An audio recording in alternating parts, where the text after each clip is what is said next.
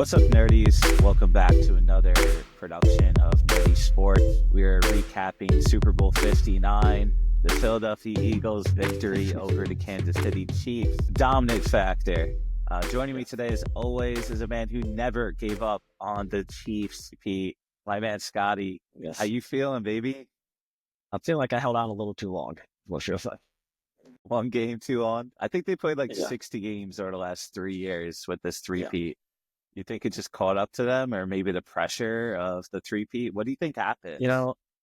This is like, you can really only take guesses, I feel like, because, it's not like, oh, man, the Tampa Bay Super Bowl they lost. You're like, well, right before they lost their tackles on the game previously, so you could kind of see that coming. Like, Vegas didn't predict it, but in hindsight, and this one, you're scratching your head saying, how did this happen exactly?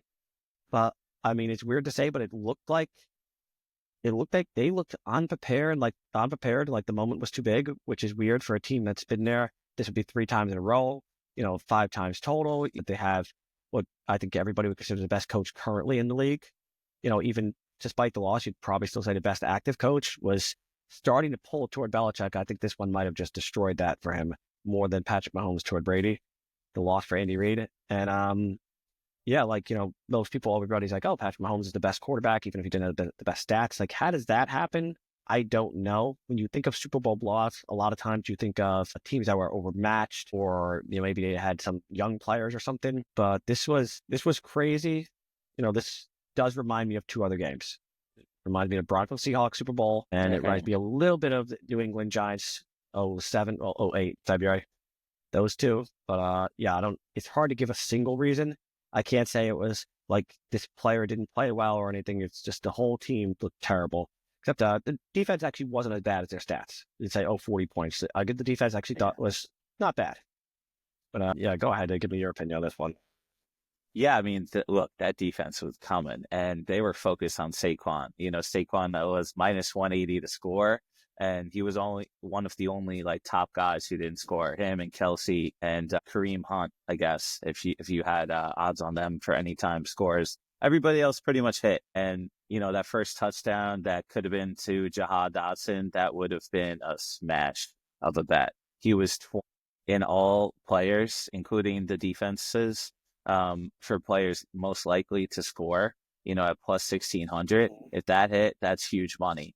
I think, Hopkins was on the list pretty far. Hopkins was 12th, and Cooper DeZean being the Philadelphia defense, that was 15th. Just from an overall standpoint, I was trying to figure out, even in the game, is this more shocking than the Luka Doncic trade? Which is more shocking? That immediately came to my mind. And even right afterwards, look, we're recording, it's Wednesday afternoon, and I feel like everybody's completely done talking about the Super Bowl.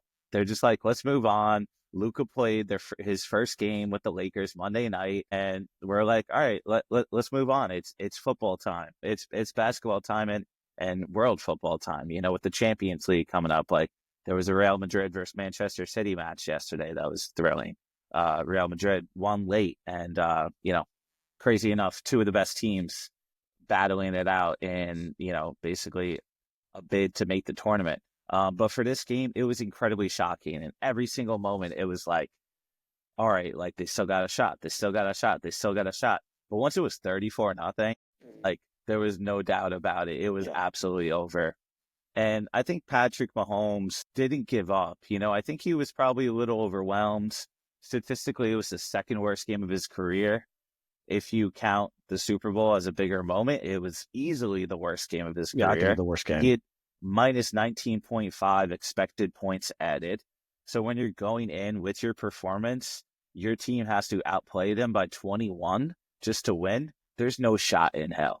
The Xavier Worthy bombs at the end kept them alive, kept the bettors to hit some overs. But for a game that hit the over in terms of the point total, and like you're mentioning, for a defense to let up 40, they really didn't play that bad. Jalen Hurts played really well. Barkley actually played really well too, even though the statistics didn't match. They were just so focused on stopping him and stopping that explosive run. I feel like they almost didn't learn from the lesson that the Bills should have learned versus them last week, with that pure focus on stopping the tush push, stopping Josh Allen's runs. They were just like, we're just going to stop Barkley. But at the end of the day, could they have even done anything with this Philadelphia Eagles defensive line? Patrick Mahomes had no time at all, and they didn't blitz once. That's right. That's right. That's where I couldn't help but to think of the Giants Super Bowl in 07, because you have the one thing, the shocking part. Now it was a close game, but as far as if you're saying, as shocked as I am of this game because of the score, where that game was close, but it was just a shocking result. So like you're the level of the next day saying, I can't believe that happened. That is similar to me, even though that was a close game. I can't believe the Patriots lost. I think they were their second biggest favorites ever, only behind the Joe Namath game at like 14.5-point favorites or something.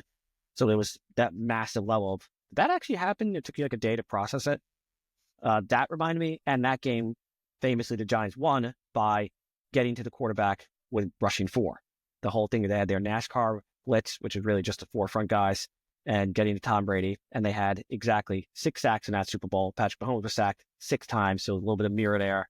And, great quarterback, Mahomes, Brady, of taking a great quarterback and saying, we're going to get to you with 4. And if you do that, I mean, it's like a cheat code. It's very hard to do. But if you get the quarterback with 4, it's almost impossible to lose, because your back end, it has 7, and it's really easy to play on the back end. It just becomes a very difficult team to score on when you can get pressure with 4. So that was definitely the key, if possible. Obviously it's not. It's like, I think the defensive line was the MVP. No offense to Jalen Hurts. You just can't give it to a single player. If you could do units, that was the MVP. Just like, again, Eli got the MVP in that game. That was a Giants defensive line. The defensive line as a whole, if it was a unit, would have been the MVP. They controlled the game. They dominated the game on a level that you just don't see very often in years. Not even at like a single regular season game. It will go years before you'll see something like that again. It was such just utter dominance. It was like watching Alabama maybe 10 years ago when they just bulldozer. Alabama would play like USC or something. They'd be like, oh, SEC versus Pac-10. And you'd be like, oh, these conferences don't match. It looked like you were talking, two conferences that didn't match with each other. It looked so bad. Yeah, if I never watched the Chiefs before and I was just, a random spectator, and that's the best thing, and also a little distracting from a person that really wants to watch the game from like a Super Bowl party perspective. Like there's so many different opinions, so many people that like aren't really interested. But if you look at the Chiefs, like even someone that barely knows anything about sports knows the Chiefs have been dominating. They win it year over year. We go to these Super Bowl parties. They've been in it, 5 times like the last couple of years. Like they're dominating. They're constantly in it. And they didn't look like themselves at all. Patrick Mahomes didn't look like himself. And to your point, that's how you beat elite teams. That's how you beat elite quarterbacks, by pressuring them immensely without blitzing. There's a stat where Patrick Mahomes was the 6th quarterback in Super Bowl history to not get blitzed.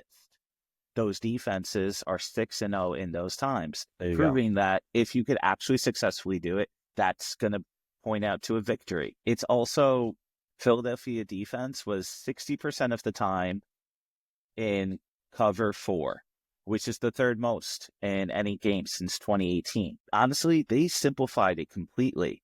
It wasn't even, and I feel like even going back last week when we reviewed the game, like it's almost like it wasn't even as fun as it should be to break down, because it's like, okay, Patrick Mahomes, can't bet against him and Andy Reid. They keep dominating, they keep winning. I guess they're going to win. But that 1.5 point spread never moved. And I was feeling, as I said, I'm like, I don't know if I could rely on Cooper DeJean and Zach Vaughn. Zach Vaughn used to be a special teams guy. Cooper DeJean's a rookie. And yet, boom, they had the 2 biggest picks. I mean, 2 picks of the game, like monster plays. Cooper DeJean's interception was a bad throw for Mahomes, and Zach Vaughn's interception was just amazing diving catch. I just kept getting shocked and shocked and shocked and shocked. And I'm just like, especially once the second half started and that halftime show was over, and all of a sudden he throws that pick. I'm just like, all right, there's no shot. They can't come back from this. Like, he doesn't have time to do anything. Then all of a sudden it was a little different game with like, what was it? Worthy got the touchdown with 34 seconds left in the 3rd, which was the first time in the whole game that Patrick Mahomes and the Chiefs were past the 50-yard line in opponent's territory. 3/4 of the game, you were pushed back. You can't win with that. I mean, at the end of the 3rd quarter, which including that touchdown, they had 4 first downs. They only had 1 in the first half, which was their first play. So after their first play, they did not get another first down for the entire first half. I guess you could say it's actually respect for the Chiefs that they're one of the only teams that even at halftime, you're like, well, 24-0. Remember that game against Houston in the playoffs a couple years ago? They were down 24-0 and they won like 27-50. It's like maybe they could come back. The fact that you actually still had it in your mind until the third quarter is actually a form of respect. You're saying that I think they could maybe do it. But like, and I'll take it to a little bit earlier level, but I have such a high level of respect for the Chiefs. I think most people would somewhat agree with what I'm about to say, that when they were down 10-0, I was still very confident they were going to win. And most teams 10-0. I'm not saying you're saying it's over, but you're like, man, they got a 10% chance at 10-0. I was like, this is a coin flip game, because you feel like they've come back from 10-0 so many times. Mahomes is undefeated. Yeah, he's won 2 Super Bowls being down 10. Both of his last 2 Super Bowl wins, he was down 10 and came back. The Niners and the Eagles before that. Actually, I think the first one was against the Niners. So his 3 Super Bowl wins, he was down 10 in all of them. So you're like, well, he just always played bad in the first half because he's always had bad Super Bowl first halves. But I definitely didn't think it was over, but it was really the pick six is when you said, because right before that play, like, okay, they're down 10. There's 1 minute and 56 seconds, and they have the ball. This is classic walk down, score a touchdown, and then you get the ball at the halftime. You get that nice, beautiful double offense. Like, hell, I'm thinking to myself, you know what? By their end of their first possession of the third quarter, they might be up 14-10. And then it's like, whoa, pick six, and then another interception. Like 5 plays later, you're like, what just happened here? So yeah, that felt like that was kind of it. That was a real turning point. So Super Bowl party, I'm at a friend's house. There's an annoying Chiefs fan, or probably just a better. Honestly, I don't think he's a Chiefs fan. He had a Rangers hat on, so probably not. He was just constantly yapping about Jalen Hurts. It doesn't trust his arm. He's afraid to throw. And then all of a sudden that AJ Brown bomb happens where he pushed against the defender, got into his face mask and moved his eye vision out of the way a little bit. And I was like, I've never been so excited for a catch. I was like, boom, let's fucking go. And then I'm like, oh man, you know what? That's a good call. They'll call it back. But I'm like, he ain't afraid. And then he kept going. The Cooper DeJean, all of a sudden that was 17-0. And then when AJ Brown was barking on the sideline right before the end of the first half, and then all of a sudden I'm like, oh, okay, they're not satisfied with 17-0. They want more. Then all of a sudden I'm like, yo, watch AJ Brown. He's about to score soon. And boom, he got a touchdown. Then all of a sudden 24-0 going into halftime.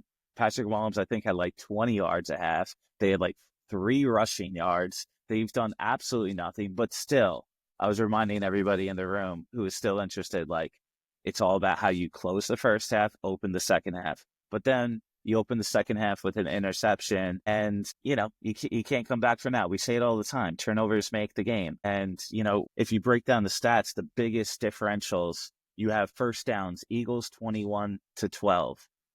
Sacks, Eagles 6-2. Rushing yards, Eagles 135-49. Turnovers 3-1 Eagles. Minutes 37-23 Eagles. Penalties were the same. The refs were the story of the year. The refs are on the Chiefs side. And there was 2 big calls right in the beginning, but it was 1 for each side. And it was 8-7, pretty even.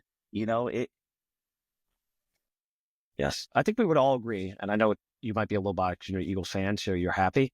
It was a bad Super Bowl. It was not an enjoyable Super Bowl. It was, this was a bad Super Bowl, which ironically, it set the record for most views. So even a bad Super Bowl, it just shows you how dominant the NFL is.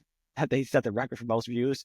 But can we just put the idea of the conspiracy theory that the NFL scripted? Because I can assure you, they did not want this ugly, ugly Super Bowl. Even if they wanted the Chiefs to lose, and a lot of people this scripted a three-peat, they would have had to come down to a nail-biter at the end and at least have, Travis Kelce, Dayton Taylor Swift has a good game. He had a terrible game. They got blown out. It was unwatchable as far as level of entertainment. Everybody did watch it because it's Super Bowl, but this, let's put the whole idea of the refs and the scripting to bed, because nobody wanted this. Nobody can tell me that the NFL rigged this game.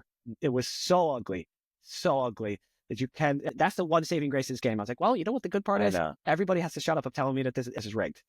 You can't. And we could finally talk about the Chiefs like they're a normal team. Yeah. They're beatable. Patrick Mahomes is human. It's okay. They can lose. We could think the Philadelphia Eagles were stacked.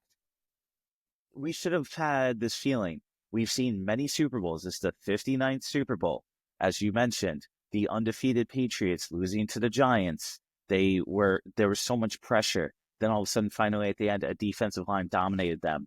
The Giants beat them twice because of their defensive line. The Eagles won in 2017 because of their defensive line. I haven't broken it down yet, but I feel like almost defensive lines win more often than the elite quarterback. In the Mahomes, Brady Bowl, Tampa Bay had the better defensive line, at least in the moment.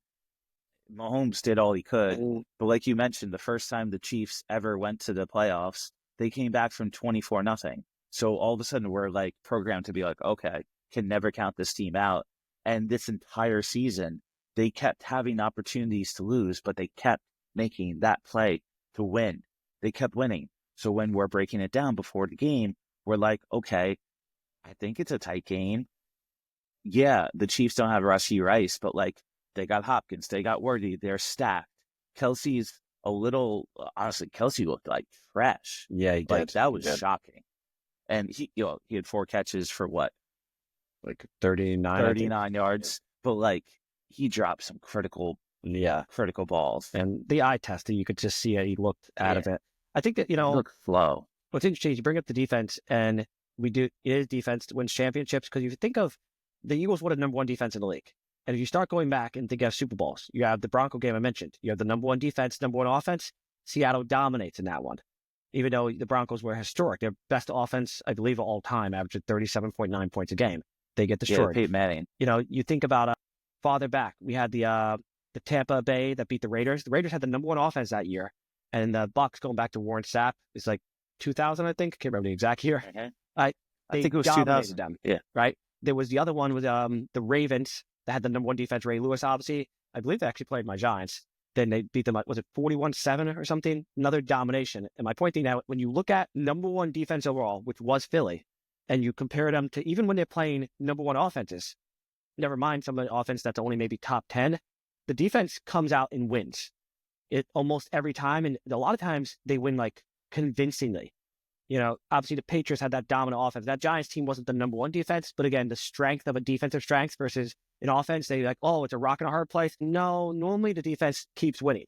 If you can go multiple Super Bowls back, the top offenses versus top defenses, almost every time it's the defense that wins. Go back to my favorite Super Bowl. I was basically like 4 years old. The Giants winning the Super Bowl against the Bills.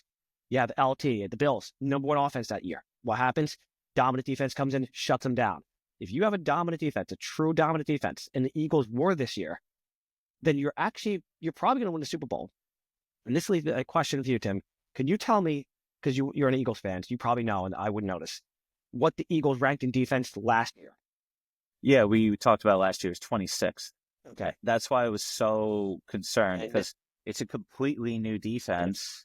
And Sirianni now is the first coach in Eagles history to be in 2 Super Bowls, but he's still like new to the team, only been here 4 years. Jalen Hurts has been questioned, and crazy enough, wins Super Bowl MVP. People are still questioning whether he's good or not, or at least elite or not. Yeah. So I think, but my point is that because they were so bad at defense last year, like actually, I think on fantasy football, there was like a great bet was taking wide receivers against them last year. If you want to play, so like I think that kind of fogged us on how good they were this year in defense. Because I know me personally, and I don't know if you felt the same way. I couldn't buy onto them being a super elite. Like I'm like they're good, but they're super elite because it was only 1 year ago they were so bad. Like normally you don't jump from 26 to first. So in my mind, I'm like, well, if they say they're first and they were 26 last year, they're probably more like 10th, but the stats aren't showing it. I wasn't really understanding that this defense was playing at such an elite level that some of the interesting stats is they did stuff that only the 85 Bears did. And a lot of people consider that team the best defense in NFL history. Some people would say Steel Curtain, but they're definitely always up there for like single best year. It's like them. You got the Baltimore team. They had the second fewest yards in the first half ever given up, only behind that Chicago Bears of 85. They gave up 23 yards to 19. They were the first team since the 85 Bears, or only other team since the 85 Bears, to have the number 1 defense on rushing and top 2 in running. So top 2 running defense and running offense. So there's actually similarities there almost between the Bears defense and Walter Payton and Eagles defense and Saquon. Now, you wouldn't connect those teams at all necessarily, but when you look back in hindsight, you're like, this Eagles defense was actually really, really dominant. Like maybe, I'm not going to say the best, but in that like top 10 all time, you could argue when you start looking statistically. But because last year's stats were so bad, I feel like people were just saying they're very good and not like legendary defense. Who knows? They're young. We might be looking back and say, wow, there's a couple other Hall of Famers there. Jalen Carter jumps out as the really young one, but you might be looking back and say, oh, in hindsight, we can look back and say, look at all these great players on defense that are young. Cooper DeJean, rookie. That, by the way, he was first rookie to have an interception for a touchdown since the Bears, 85. That's 3 stats they line up with the 85 Bears. And you would never think, when we were discussing last week, who said this is like an 85 Bears defense? No, you didn't think at all. We said they're good defense. We're like, well, Mahomes can do stuff against them. If we looked at them through that light, then a lot more people might have picked the Eagles and said, this defense, you're not going to be able to score on them. Yeah. I mean, there's so many new pieces, and we talked so much about Saquon Barkley's birthday, but it was Cooper DeJean's birthday too. True. And yeah, it was just an amazing game, even though it wasn't a great game. Yeah. It was just a lot of great moments, a lot of unbelievable moments. And like, I never root for dynasties to fail. It was, even in the moment, it was just like shocking. I kept waiting for something to flip, and it flipped in the fourth quarter, but it was far too gone at that point. Nobody will ever be able to come back from 34, I don't think. Like, I'd be shocked. But looking to next year, do you feel like the Chiefs are going to start to turn down and, maybe not make the AFC Championship game versus the Ravens or the Bills? What do you see for next year? I mean, I cannot see the Super Bowl hangover where they don't make the playoffs like the Niners did this year. And keep in mind, the Niners were actually predicted as favorites by Vegas in the Super Bowl before the kickoff of game 1. So as far as percentage-wise, you could say, well, it could happen to anybody. But obviously, because you have a Mahomes, it's so hard to see them being like not making the playoffs. But I think they'll take a minor step back. And I actually think they can be a better team roster-wise next year, because you're going to get Rashid Rice back. So you're getting the number 1 back basically for free. It's like having a number 1 overall pick or something. The one bright side of the game is Worthy was a rookie. So now you're saying, wait, how good could he be next year? The second year is your biggest jump wide receivers traditionally. So you're like, Sunny, they're like, oh, they're going to have a really good wide receiving core. But I think that the armor of invisibility is gone from them. So this opens the window to me more for the Josh Allen, Lamar Jackson, and even Burrow, if they could get that defense going, to play them. Because like Burrow is the only one that people will say, oh, he got like he can play Mahomes and not be scared because he's beat him before. So he walks in the arena. They always talk about that his special power is he's not scared. And people talk about how they can't help it, but Lamar and Allen kind of, I don't want to say choke, but they like freeze up a little against Mahomes. They can't get past them. That's true. Yeah. You can't help but to feel like there's a little bit of blood in the water. Does everybody else say, wait a minute, this team is beatable. They're human. I could beat them. That those weird things that happen when people were blaming stuff like the refs, or whatever. Maybe it was just that those other teams, those key moments, the Broncos get the field goal block, they got a little tense, and now they're going to be a little more loose to say, yeah, I could beat this team. I could take this guy down. So I think it makes a harder path for them. But I think their roster with Mahomes, with Andy Reid, they actually should arguably be better between Worthy's jump and Rashid Rice coming back. I can't see how they don't, at least second round of the playoffs. Like, yeah, I'm not saying win, but at least second. They're definitely going to lose some older guys. I don't know how much longer Chris Jones can hang around. He's been with the team forever. Hopkins and Kelsey are obviously super old, and everybody was rumoring Kelsey to be retiring after this if they won. I just felt like they almost thought it was inevitable. They thought they were unbeatable, and the pressure at the three-peat seemed to get to them. If I forgot about everything I've ever seen from Mahomes, he looked tight. He looked scared. He looked intimidated. He kept collapsing and going up into the pocket and just getting smashed by Jordan Davis. And that's why it's hard to give one guy on the defensive line the MVP. Because, look, they got 6 sacks. Sweat got 2.5. But when somebody gets a sack, it's likely due to another person, creating the pressure. And when somebody gets an interception, often it's from the defensive line as well. Like, that Cooper DeJean pick, good for him for getting it. Once again, a rookie white defensive back. Amazing. Like, that's so rare to see. It's shades of Jason Sehorn. But exactly. amazing times. You said one guy getting MVP. You saw Sweat said today that he should have gotten MVP, but it's all good that Hurts got it. Did he? Yeah, that was like right before. I was like, that came out I think 20 minutes before we jumped on this. I just saw that on my Twitter feed there. He's like, I think I should have gotten MVP, but it's all good though. So I guess maybe he feels one person could get it. That they're only like a player away from being the Eagles. So yeah.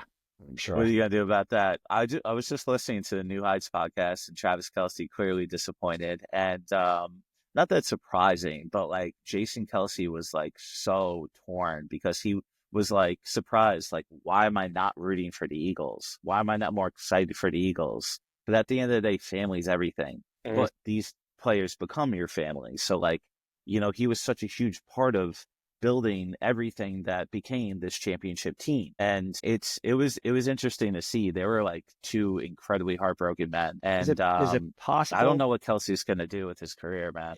Is it possible for Jason Kelce that I don't want to just come off the wrong way? Is there a tiny bit of almost bitterness, like, oh, if I didn't retire, I could have gotten a second ring? You kind of feel like, oh, I leave the party too soon. So it's like you're happy, but you're kind of like, man, I wish I was still there so that you can have that bittersweet taste in your mouth.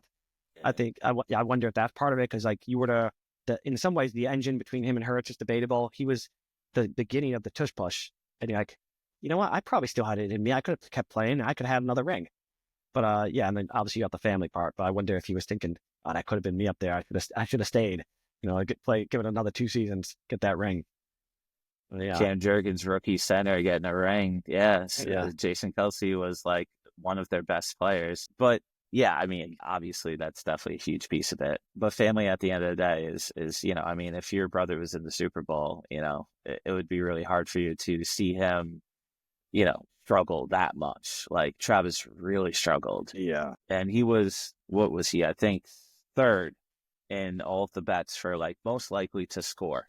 And of all the players, like he was the guy. And of all the text threads I was on, he was the number one bet that people were disappointed by. And I don't know. I'm more curious your thoughts on Patrick Mahomes, the GOAT conversation. You know, I know everybody's talked about it before, but we haven't broken it down. And honestly, I haven't even talked to you about the Super Bowl at all. And, you know, it obviously brings me back to LeBron, being a Heat fan, versus the Mavericks, 2011, absolute choke job. But for me personally, and then you could share your thoughts, I still think this could potentially, you know, I mean, I also think LeBron is the best player of all time. And I think Patrick Mahomes still could be the best player of all time.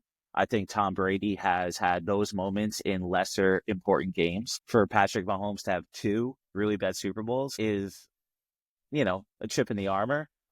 But that's kind of what happens with LeBron. And, you know, I want to be equal with that, where like, yeah, LeBron's had some moments in the finals, but he's also able to bring this team to so many finals.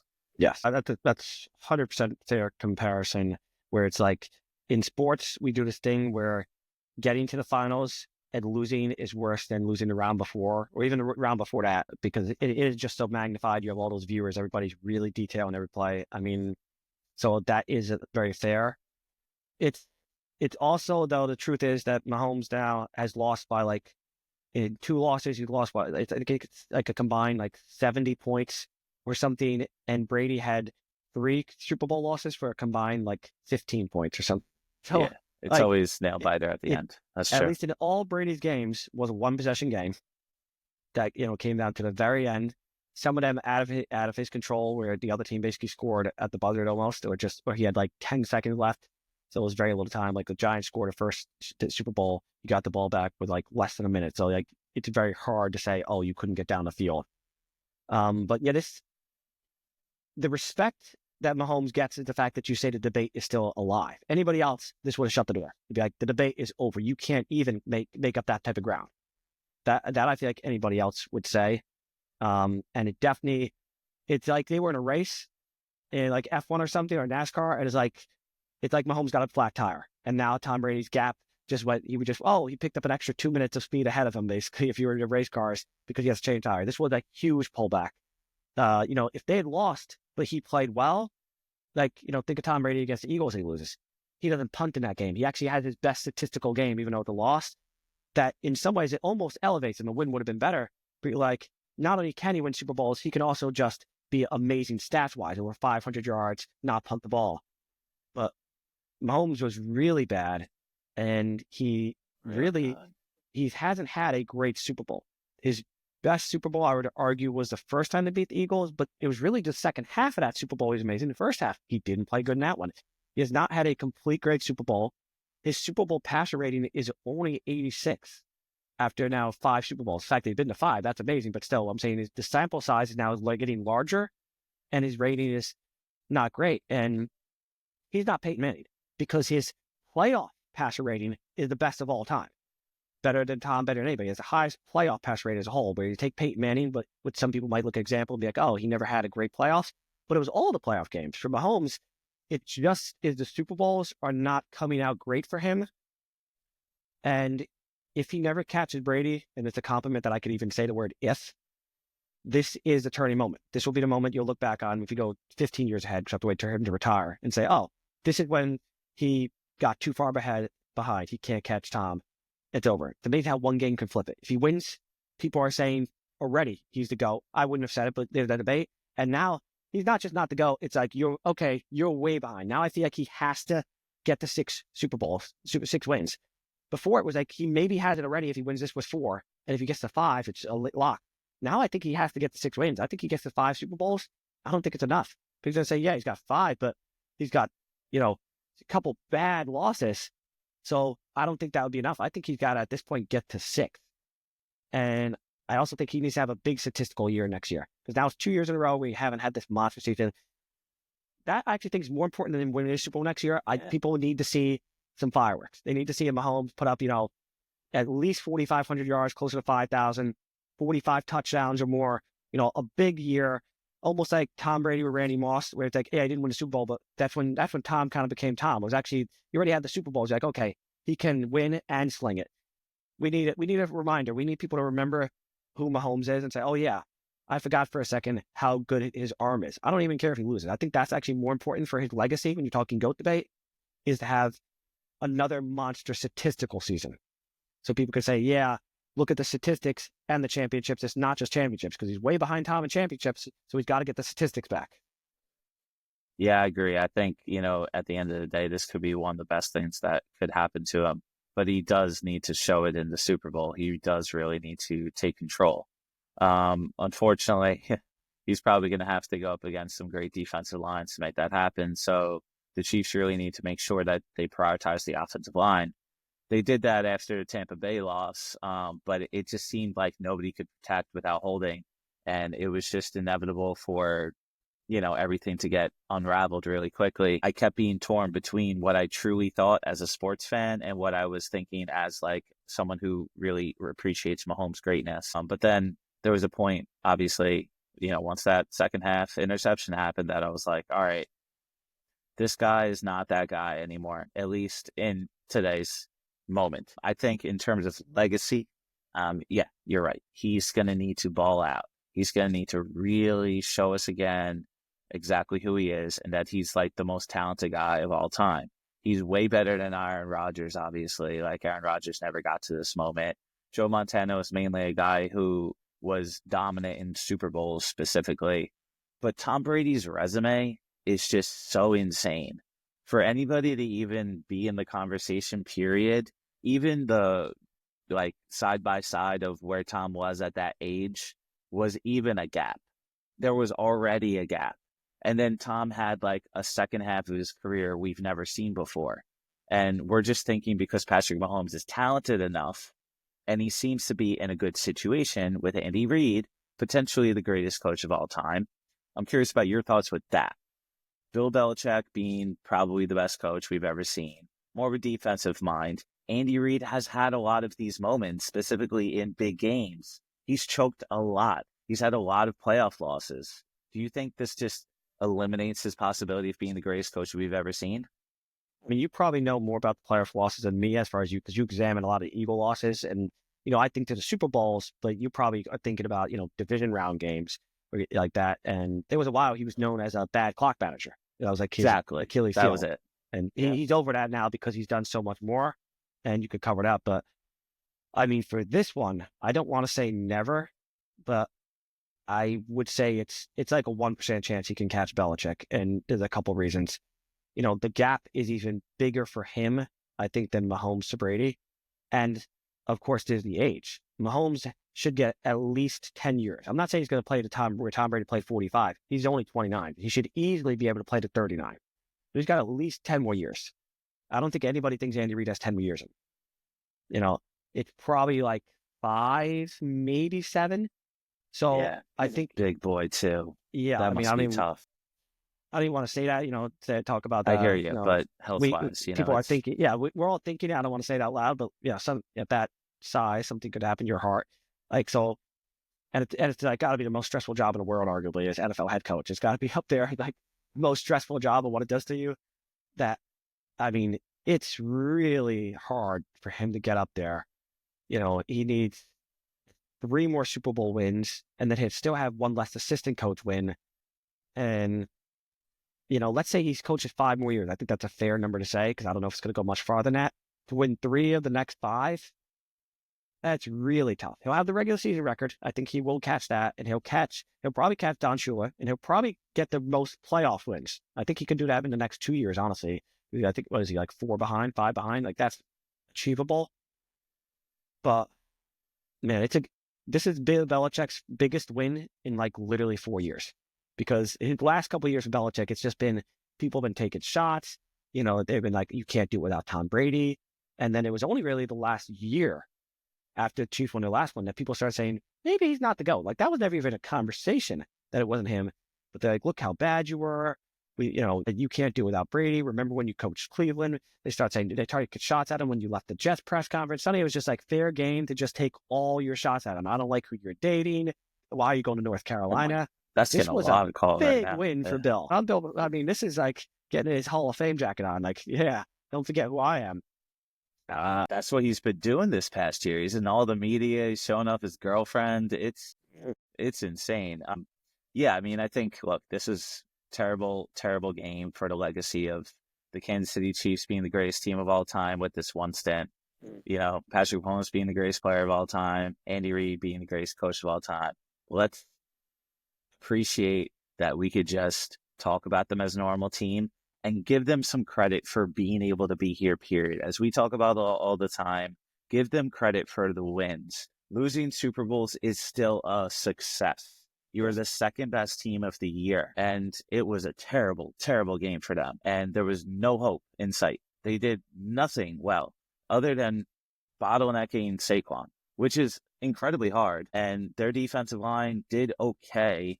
They pressured Hurts, but look, Hurts got a few big bomb throws. And the one to Devonta Smith was a nail in the coffin. And hopefully, I see this team, for the Philadelphia Eagles perspective, being a team that could potentially be a dynasty as well. They're very young. Hurts seems really calm and composed and doesn't seem to go too high or too low. It seems to just understand how to motivate the people around him. The relationship he has with A.J. Brown, Devonta Smith is really special. And as long as they could keep this offensive line strong, these are, I think the 3rd youngest team in the league. And they have the largest, tallest, heaviest offensive line in the game. As long as they could, ever to be assembled. Like, how do you stop that? Like, this team's a force to be reckoned with. And I can't wait to see what the Philadelphia Eagles do next year. I guess, how do you stop that? It seems very difficult. The only, if you were to say, like, what could pull them back, I'd say is Saquon did have a ton of total carries. You go in, most total yards ever when you combine playoffs, regular season. He had a ton of carries. Generally, when running backs have seasons when they do that many carries and yards, they can have pullbacks. We've seen other times they go in. I remember, was it Larry Johnson for the Chiefs back had like a monster year, and then he had a pullback. I think Sean Alexander. A lot of running backs had those years. I'm not drafting like 300 carries next year. Yeah, you got like 300 carries. It's a pullback. But with this line, you feel like if I was the Eagles next year, I would actually look to draft like a running back in the 3rd round because they're so deep they don't need anybody. And I would try to say, okay, Saquon, I want you to be more like 18 touches a game, and we're going to see if we can give a rookie, and this is a deep draft for running backs, we're going to let somebody take a little carries, take a little bit off your plate, so you don't get too burnt out, because we're not going to go for the record again. That was a record year, was this year. We're not going to try to do another 2,100-yard season. We're not going to go for that. Let's pull back. And, as long as they don't kill each other, because occasionally they're at each other's throats, they keep reading books. It's hard to see them not dominating. I mean, top down, they got the best GM, I would say. Nick Sirianni, has to be considered, like, at this point, top 5 coach, even though he's a little strange to most of us. And you mentioned Jalen Hurts. What's interesting is he's lucky, and I don't know if he knows it. I think he does, because he's that type of person. But he's actually lucky that people, to this day, you ask any show, they had most people like, well, he's at best the 5th best quarterback. A lot of people are saying he's like 8th, because that can give him a chip on the shoulder. And when you win a Super Bowl, it's hard to keep a chip on your shoulder. So to give him something to say, I got to come out better next year, because these people still don't think I'm any good.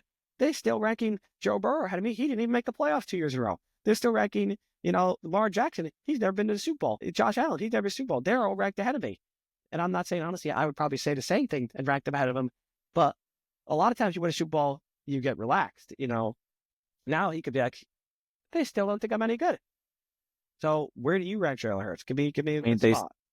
It even started with Tua Tagovailoa, where he got replaced by him, in Alabama. Yeah. Look, Burrow's better than him. Mahomes is better than him. Allen's better than him. Lamar Jackson definitely has potential to be better than him. So that's where that 5th spot comes into play. You got my 5? Yes or no? I mean, number. He's better than Herbert. Who else would battle him for top 5? A lot of people got ahead of him. A lot of people jumped on Jaden Daniels this year at the end. Sure, but no, he didn't surpass him yet. And then, like, when you start Hurts has that it, leadership role too. Like, he has a quote where he's like, they say, hungry dogs run fast. I am starving. I am starving for success. Like, he's just so grounded too. And I think that's necessary, especially with Sirianni. And I think you have to, as the Tom Brady kind of philosophy uses his running game more than anything. Yes. All right, sorry. That's not a Tom Brady thing. What I was talking about, Tom Brady's more of the, look, I'm going to put us in situations to win. Yeah. And I'm going to shift in the pocket little by little and create those openings. I may not have the most powerful arm, the greatest arm. Jalen Hurts isn't the most accurate quarterback, but he gets the job done when he needs to, and he makes the right decisions. The Tom Brady thing is the decision-making. I think he has great decision-making, which is why I got so furious at the guy saying that he is afraid to throw the ball. I'm just like, all right, like, this guy's going to be a pain in my ass all day today. I love that you brought up Tom Brady, because, and I don't want this to come off the wrong way, because we just said how Tom Brady's so far ahead, everybody. But let's go back in the Wayback Time Machine for a second. You go back to like 2005, 2006. A lot of people are saying that Tom Brady's carried by the defense, Eagles dominant defense, and that Tom Brady was not considered the best quarterback. It was Peyton Manning.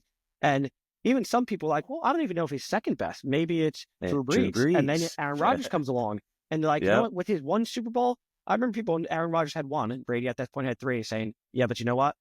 He's the best I've seen. He's not the GOAT, but he's the best. My eye test is telling me the best.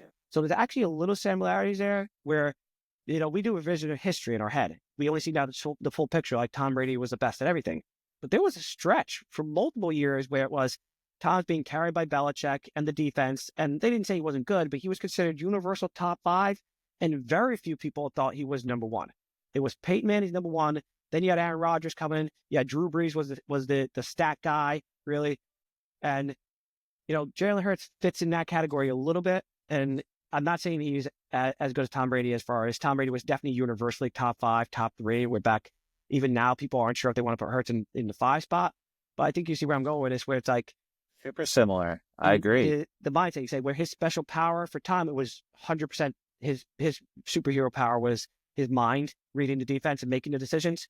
Hurts has the legs, but there is the similarity of, like you just said, making the good decisions. We're like, yeah, it's not Josh Allen's cannon of an arm or Lamar Jackson's running that he can run or Mahomes' overall package, but his ability, if you will, is just making the right play, not throwing the interception. Like, that's kind of a thing by itself. And he's also likely not going to get the credit he deserves until he gets 3 or 4 championships, similar to what Tom Brady had. Exactly. Because of his surroundings. We're always like, oh, Burrow's up there because I can see the elite talent and he gets it done. And he has nothing around him. That's kind of like Drew Brees. He had nothing else around him. You know, it's like, but we see what he does, you know, how terrible much he gets out of his body. Missing the playoffs. Drew Brees missed the playoffs a couple of 3 years in a row, 7-9. Yeah, very similar. He made to one Super Bowl. Yeah, that is very similar. The stat guy, missing the playoffs several times, bad organization. But, he's better than Tom because he's thrown for 5,000 yards. So I agree, man. I think we'll definitely talk more about this in weeks to come. Do you got anything else in terms of the Super Bowl you want to point out? I mean, it's pretty much a boring game. Yeah, I'll be honest. You're right about that. It's hard to point anything out except for just like fun stats, like Cooper DeJean having more passing yards than the Chiefs had as a team in the first half. In the first half, that was fun. As well, a 48-yard interception return. And the Chiefs had 23 passing yards. So he had double up what they had. He's a defensive player. Dude, it was so dominant. So like fun stats like that are interesting to look at, but the game itself, I mean, that's why you mentioned at one point, you said we're on the basketball because the truth is, objectively, it was a boring game, so you're not holding on to it. When you see a great game, like last year's Super Bowl goes to overtime, you're talking about it for maybe 2 weeks because you're nitpicking any one play could have been the difference. You nitpick the ref season a little more. Even so, occasionally it can be fun to nitpick the refs. You're like, what do you think about this call? Because we didn't have a good game, it's hard to stick with it. I am admittedly already thinking about, Luka. I'm like, oh man, wow, those Lakers look good. I'm sure next week will be basketball. I'll be like, wait a minute. We just talked about the trade and how they'll be this year. Suddenly, could they be the second best team in the West? Could they compete to win the West? They suddenly look so good. So, yeah, I can't stick with anything from this game, to be honest. It was ugly, and I'm not going to be rewatching it. It's not the type of game you're going to watch on NFL Network and say, let's rewatch this one. Outside of you, Eagle fans, the greatest of all time. You're a regular football fan, no. If I was an Eagles fan, it would be like, oh man, look at this. And like my girlfriend's sister's future husband came in from England, and he's like, oh, this is the event you guys are so stoked about. Right? And I'm like, this is not a good representation of what Super Bowl's about. I promise you that. But look, I'm definitely super excited to talk more basketball next week with you. We got Spurs versus Boston tonight. Fox has looked really good with Wemby already. Luka is facing the Jazz again, back-to-back games. Now they're going to Utah this time. Luka seems to be really passive and like, all right, let's get everybody shots. I don't need to be the guy scoring 50 a night, but I know that's coming soon. They got a bunch of easy matchups coming up, and they got the Mavericks in just a week or two. And they're that's in gonna trouble. Be a fun one. Davis injured, and exactly. You called that out, man. What happens is, I'm going to call right now. Dallas misses the playoffs, and the Spurs take their spot. Easy. I could easily say that. All right, man. Well, thanks for joining me as always. Thank you, Nerdy Bunch, for joining us. David and Andrew are reviewing Invincible Season 3.